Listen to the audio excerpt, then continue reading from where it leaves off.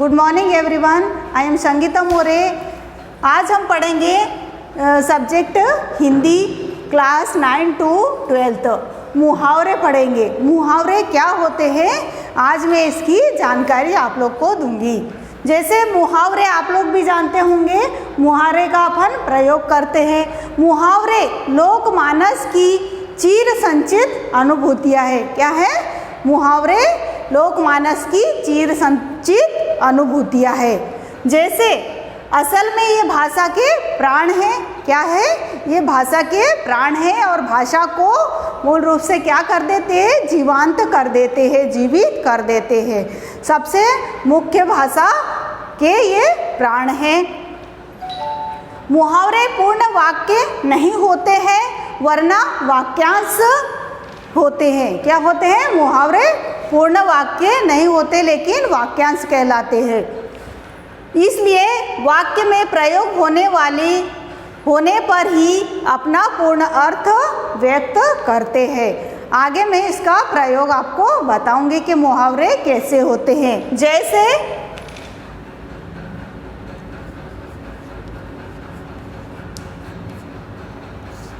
मुहावरों का प्रयोग,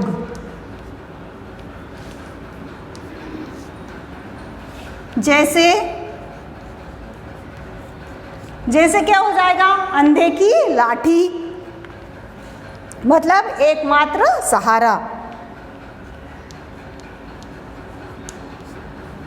अंधे की लाठी मतलब हो जाएगा एकमात्र सहारा।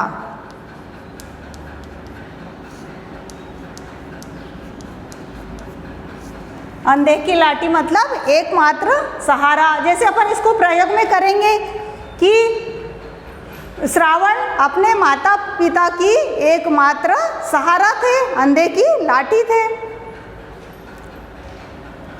श्रावण कुमार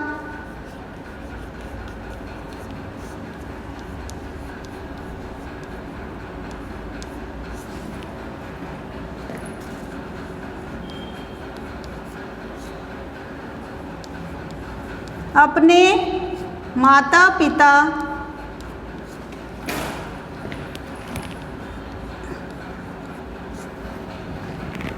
पिता के लिए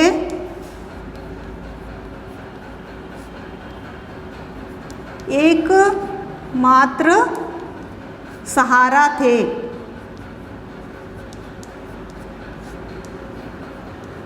क्या थे वो?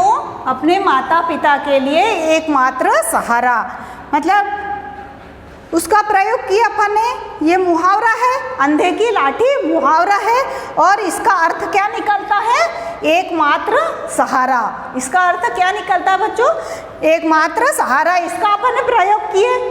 कई प्रकार के प्रयोग कर सकते हैं अपन इसमें, अलग अलग मुहावरे अपने मन से बना सकते हैं और उसके प्रयोग भी अपन अपने मन से कर सकते हैं। सिर्फ आपको आना चाहिए कि इसका अर्थ क्या निकलता है, अर्थ सही होना चाहिए, उसके आधार पर अपन प्रयोग कर सकते हैं। इसमें कोई भी उदाहरण ले सकते हैं। इसमें अपन ने श्रावण कुमार का लिए और दूसरे उदाहरण भी ले सकते हैं। आगे अपन पढ़ेंगे जैसे आज ना आना, नुकसान ना होना। जो ईश्वर पर अटूट विश्वास करता है उस पर कभी आँच नहीं आती है। दूसरा पढ़ेंगे अपन अक्ल का दुश्मन मूर्ख व्यक्ति। बोलते हैं ना अपन किसी को भी अक्ल का दुश्मन, मतलब मूर्ख व्यक्ति। क्या अक्ल के दुश्मन हो गए जो कुएं में कूद गए? कहते हैं अपन कि क्या आप अक्ल के दुश्मन बन गए जो कुएं में कूद गए।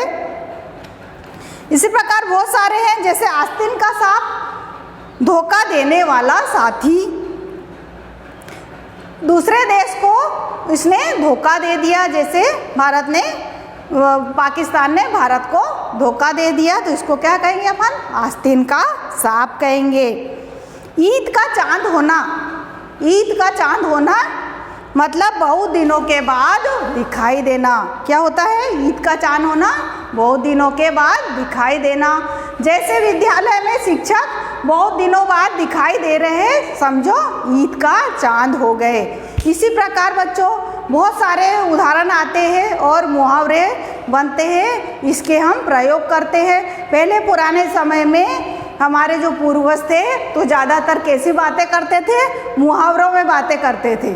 अंधे की लाठी, श्रावण कुमार, इसका बताया आपको प्रयोग तो अपन किसी भी प्रकार से कर सकते हैं। इसी प्रकार पहले पूर्वज लोग ज़्यादातर मुहावरों में ही बातें करते थे। Thank you so much.